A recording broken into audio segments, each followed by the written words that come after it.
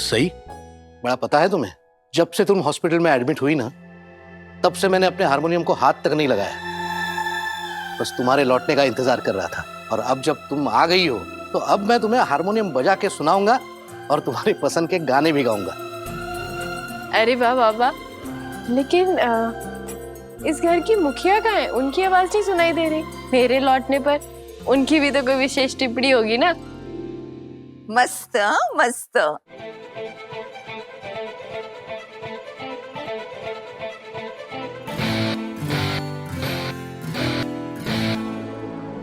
काकू, मैं अभी अभी हॉस्पिटल से डिस्चार्ज होके आई हूँ। इससे मारेंगे तो दोबारा एडमिट करना पड़ेगा।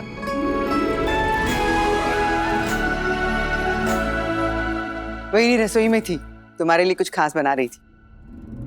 क्या? आई, क्या मैंने सही सुना? आपने कहा कि काकू मेरे लिए कुछ खास बना रही थी। यकीन बिलीव विश्वास नहीं हो रहा ना, लेकिन कर लो, क्योंकि तुम्हारा आज खास दिन है, क्योंकि वही खास तुम्हारे लिए रसोई में घुस गई।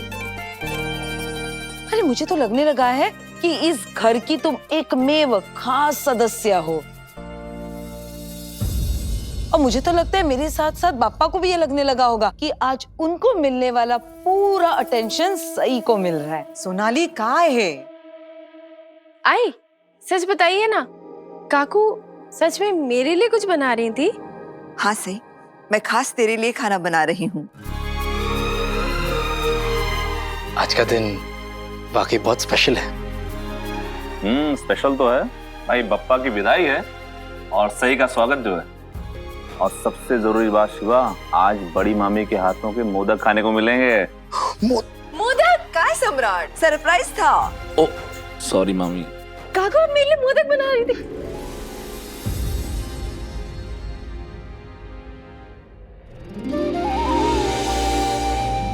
तुझे पसंद है ना?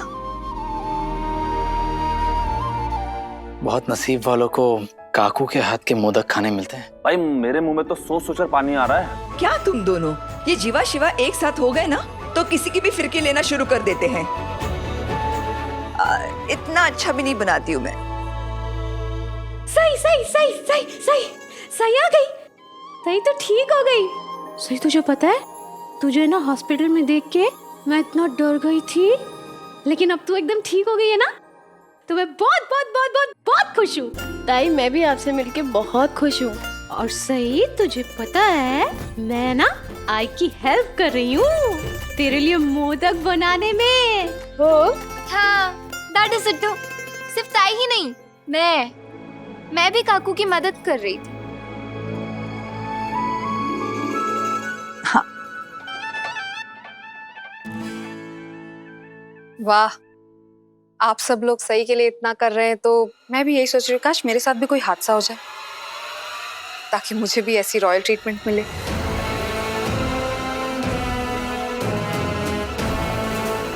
जैसे हमारी क्वीन सही को मिल रही है।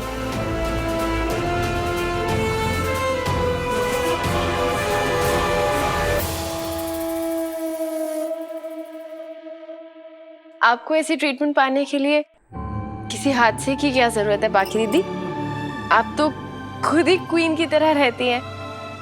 आपको तो हमेशा से ऐसा रॉयल ट्रीटमेंट मिलता है ना। ये तो बस कुछ मुझ जैसे बदनसीब होते हैं जिन्हें अपनी लाइफ नॉर्मल करने के लिए ऐसे हादसों से गुजरना पड़ता है। नॉर्मल? बड़ी मामी तुम्हारे लिए मोदक बना रही है, ये तुम्हें नॉर्मल बात लग रही है?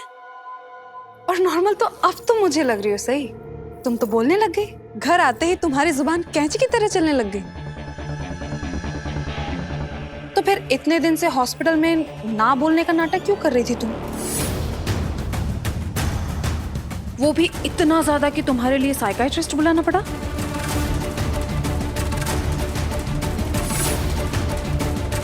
सच बताना से तुम नाटक ही कर रही थी ना? सही नाटक नहीं कर रही थी, उसने कल ही बोलना शुरू किया है।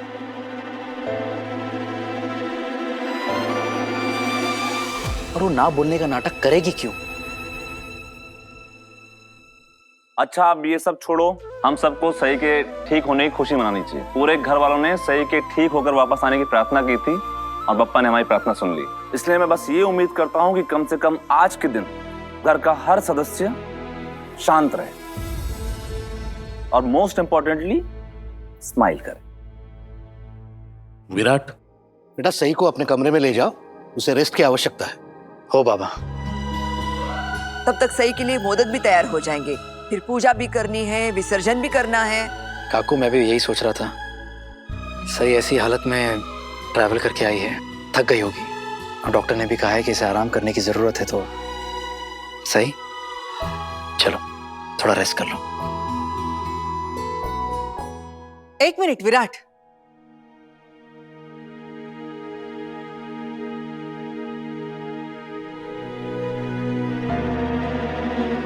सही आराम करेगी, लेकिन अपने बेडरूम में नहीं। आज से सही अलग कमरे में रहेगी, अकेली।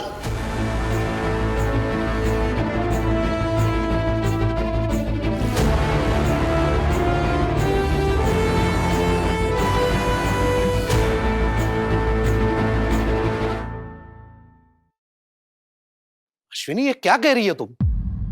वही जो आप सुन रहे हैं नीनाथ।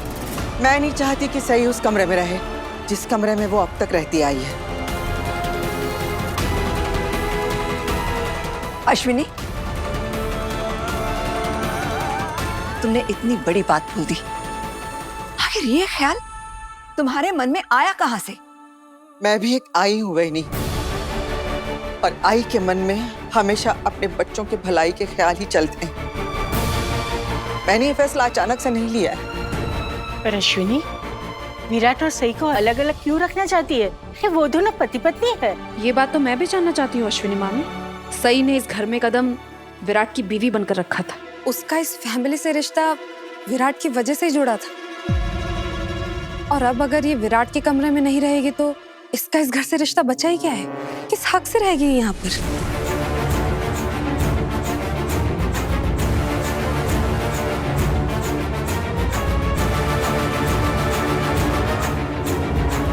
अश्विनी काकू ने तो पत्र लिखा भाभी के मन की बात सच कर दी।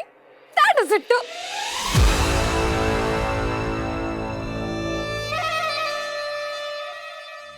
कुछ नहीं, वो मैं तो बस ऐसे ही।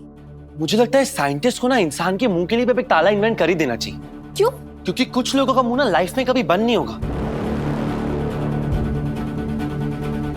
कभी तो बोलने से पहले जरा सुनना सीख लो। अश्विनी काकू इतनी बड़ी बात ऐसे क्यों बोल रही है, एक बार समझ तो लो। मोहित ठीक कह रहा है। किसी भी नतीजे पे पहुंचने से पहले हमें अश्विनी मामी की पूरी बात सुन लेनी चाहिए।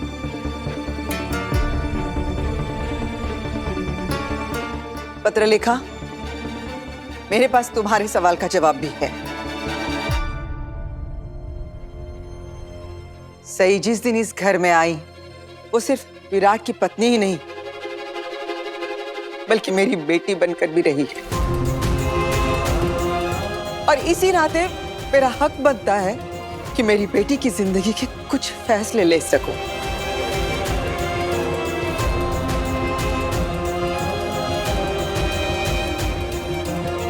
मानसी ताई, विराट और सई पति पत्नी थे, है और हमेशा रहेंगे।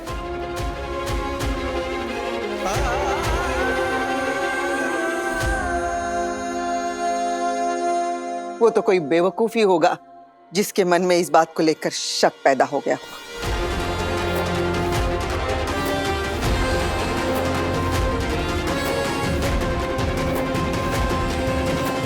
ये सब तो ठीक है, लेकिन सवाल ये है कि ऐसा हुआ क्या जिसकी वजह से तुम्हें इतना बड़ा फैसला लेने का सोच लिया? कोई ना कोई तो वजह जरूर होगी। हम वो वजह जानना चाहते हैं। पिछले दिनों जो कुछ भी हुआ उसके बारे में मैंने बहुत सोचा, और बहुत सोचने के बाद मैंने ये फैसला लिया कि विराट और सई को अलग अलग कमरों में ही रहना चाहिए।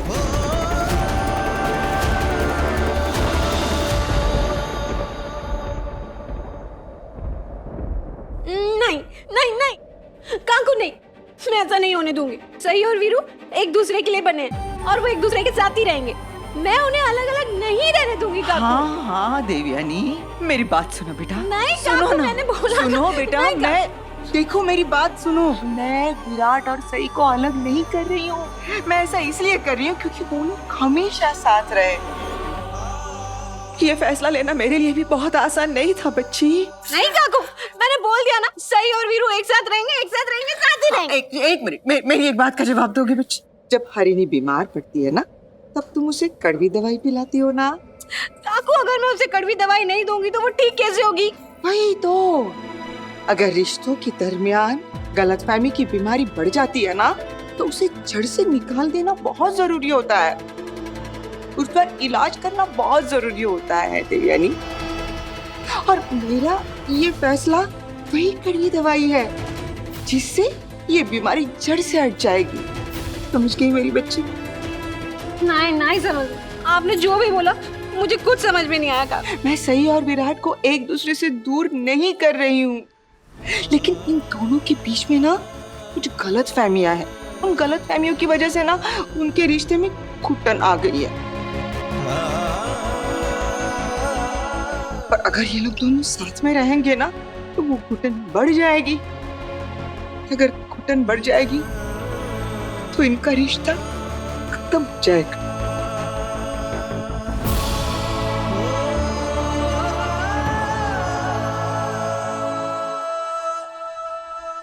वाह अश्विनी, ये क्या सोच है तुम्हारी? ये दोनों अलग ना हो इसलिए हम ही उन्हें अलग कर दें? ये तो वही बात हो गई, कोई चीज चोरी ना हो इसलिए हम ही उठा के फेंक दे उसे। नीनाद, क्या आप लोग भूल गए देवी ने सई और विराट के दूर जाने के बारे में क्या कहा था? अगर याद नहीं है तो मैं याद दिला दूं। जब भी सई और विराट एक दूसरे से दूर हो जाने के बारे में सोचते हैं ना, तब इन दोनों की जान खतरे में पड़ जाती है। और जब ये लोग दोनों साथ में रहते हैं तो झगड़ा करते हैं, और झगड़ा भी इतना बढ़ जाता है कि फिर सई घर को छोड़ के जाने वाली बात सोचती है।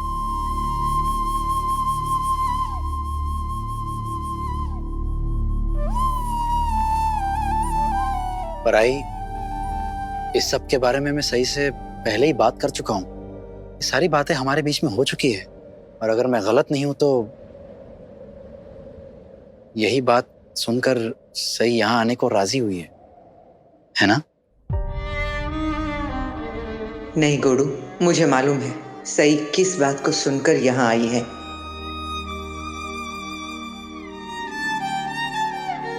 आई जब घर छोड़ के गई, विराट सर से दूर जाने की कोशिश की। मेरे साथ जो हादसा होना था वो तो हो गया ना।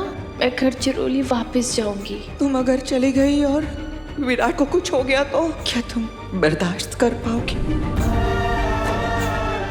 मुझे मालूम है सही, तुम विराट के लिए आई हो।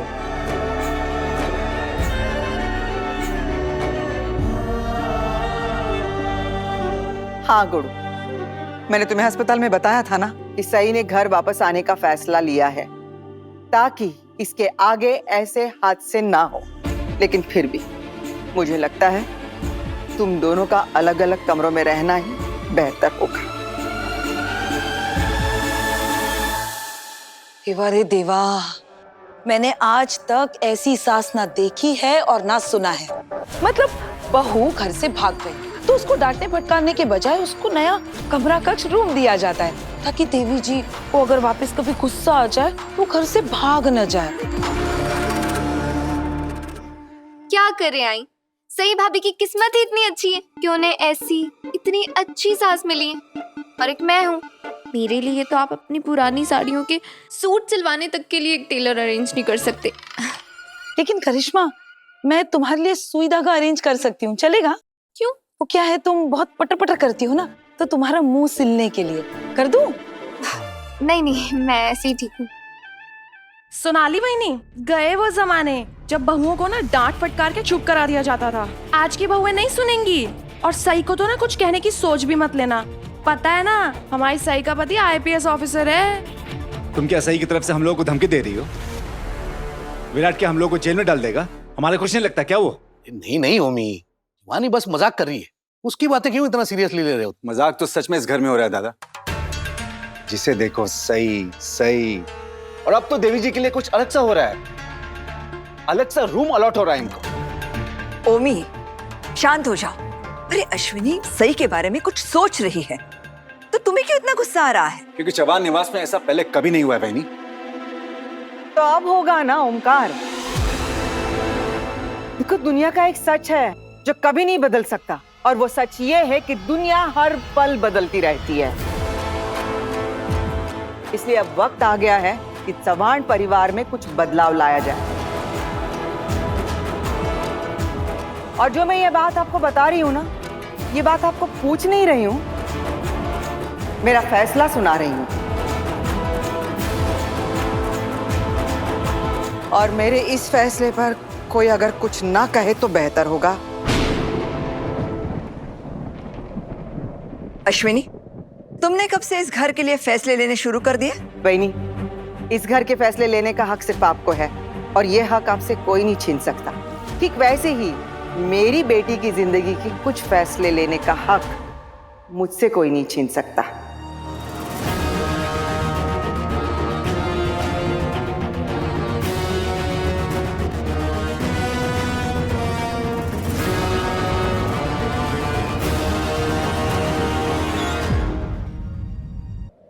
लेकिन अश्विनी, क्या तुमने ये सोचा है कि तुम्हारा ये फैसला सई और विराट का रिश्ता टूटने की वजह बन सकता है?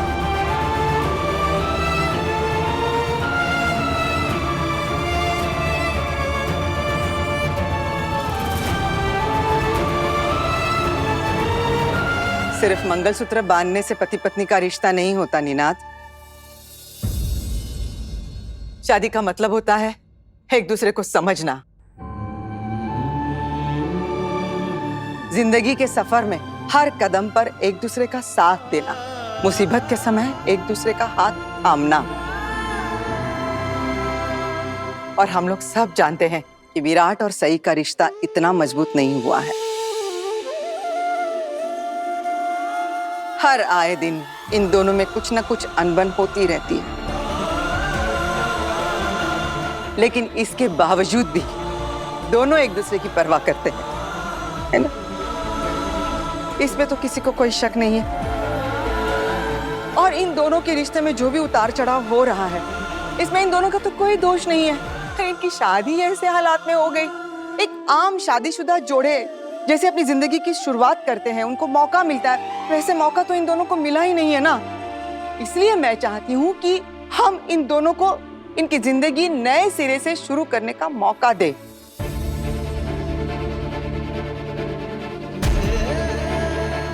अश्विनी की बातें सुन के मुझे भी लगता है कि इन दोनों को एक मौका देना चाहिए।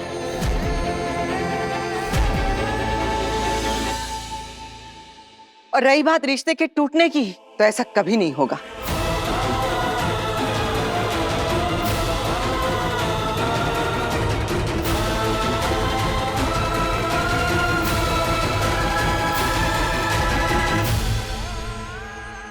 हमें बस इन दोनों को इनके हिसाब से रहने देना चाहिए। अगर इन दोनों को साथ में रहने भी देना है तो इनकी मर्जी से, ना कि किसी दबाव या किसी नियम या किसी मजबूरी से। इनका साथ में रहना जरूरी है, पास रहना नहीं।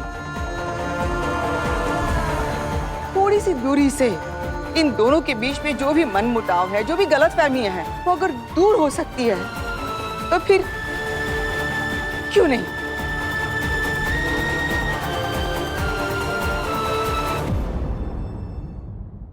अश्विनी, इतना बड़ा फैसला लेने से पहले कम से कम एक बार तो मुझसे सलाह कर लेती। बहनी, मैं किसी से सलाह किए बिना ऐसा फैसला कैसे ले सकती हूँ बहनी?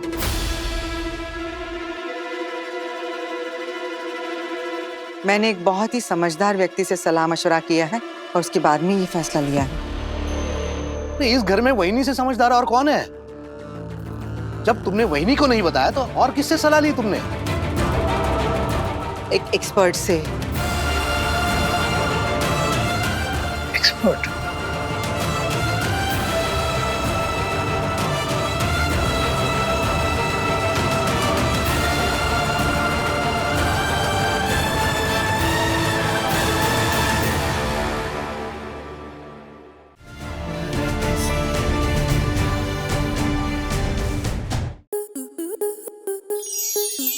enjoy more such amazing videos, subscribe to our YouTube channel.